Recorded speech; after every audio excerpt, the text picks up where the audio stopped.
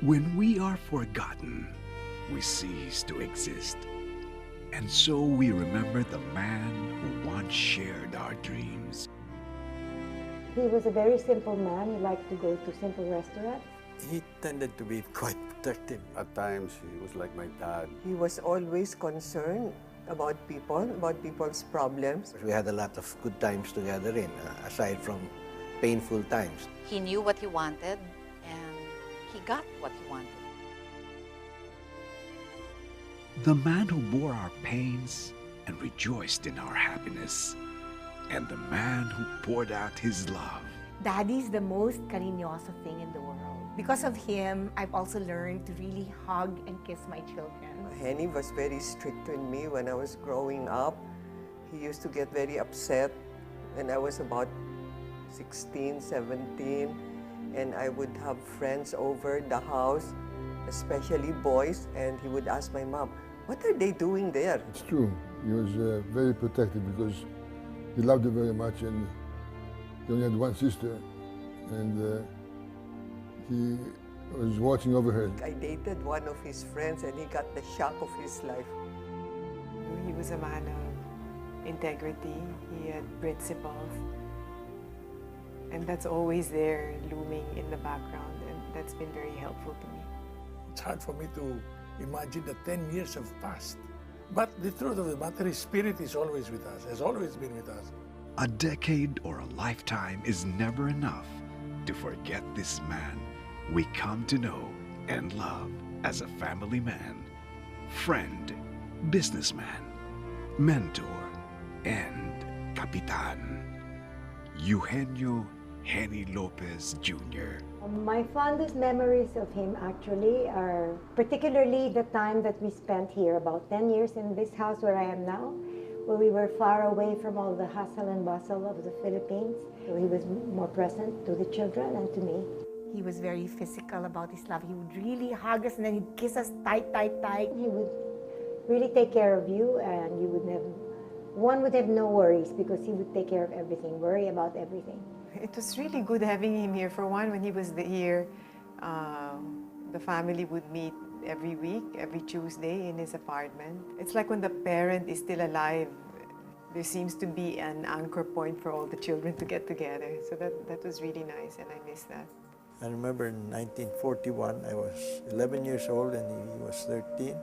We saw the first bombings of Baguio on December 8, 1941. And of course, in Baguio, our worst experience was the bombing by American planes.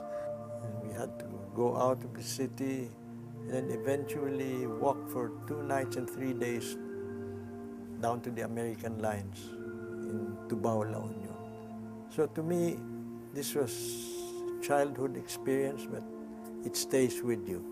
He escaped from under the nose of Marcos, together with the help of Jake Lopez, his best friend, and myself. He asked me to help, and I helped. It was a happy experience, which I'll never forget. Among the most treasured are when he got sick. He stayed with me in the States. We really spent so much together, and this was about maybe a year and a half before he died. And we went on the cruise on the Miss Iloilo. We went to Canada, and we had a marvelous, marvelous time. When I owned Grasses on the 5th floor in Ben Pref, I also had Gilid ng Grasses, which is a cafeteria. And in the beginning, I was the cajera there in the cafeteria, just because I wanted to learn and so forth.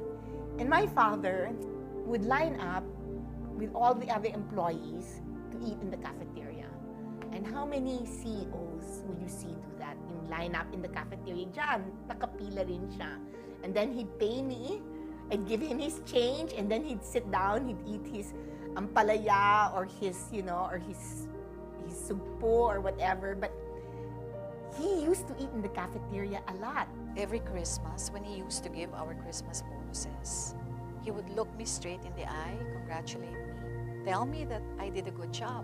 Sa moment na yon, parang ikaw lang nag-exist because he looks you straight in the eye. You're not just a face in a crowd.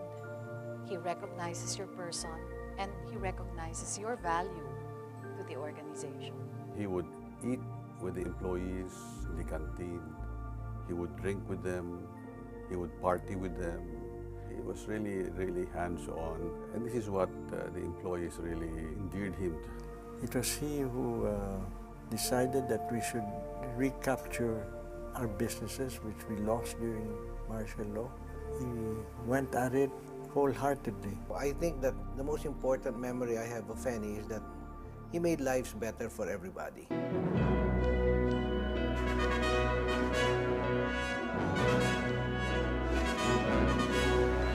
You know, this past 10 years, ABS has achieved so many of the objectives of Fanny, you know.